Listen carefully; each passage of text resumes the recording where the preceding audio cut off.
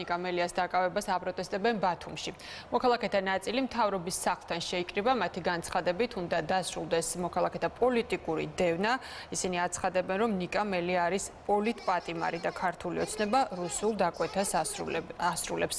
შეკრებილები არ გამორიცხავენ, რომ უახლოეს დღეებში თბილისში დაგეგმილ საპროტესტო ტალღას შეუერთდნენ. გავრილოვის ღამის გამო ასამართლებენ ქართველ პოლიტიკოს, რომელიც პირდაპირ შეგვიძლია ვთქვათ, რომ ჩვენს ინტერესებს იცავდა იმ ღამეს და ჩვენ ვაპირებთ, რომ ეს იქნება ფიზიკური თანადგომა თუ როგორი თანადგომაც არ აქვს მნიშვნელობა, ვიყოთ მასთან ერთად, ჩავიდეთ თუ საჭირო გახდება თბილისში და მოუწოდებ ყველას, რომ ეხლა სახლში ჯდომის დრო არ არის, იმიტომ რომ ქვეყნისთვის არის ძალიან მნიშვნელოვანი დღე. დღეს ხომ მელიას დაჭერა არ იყო ამბავი. დღეს მნიშვნელოვანი ამბავი, რომ ქართულმა ხელისუფლებამ ოკუპაციის 100 წლის თავზე თქვა, რომ ბრუნდებით უკან. ბრუნდებით საბჭოთა იმპერიაში და ბრუნდებით რუსეთის ორბიტაზე თავიდან ბოლომდე. ამიტომ ამის იქეთ უბრალოდ გზა არ არის.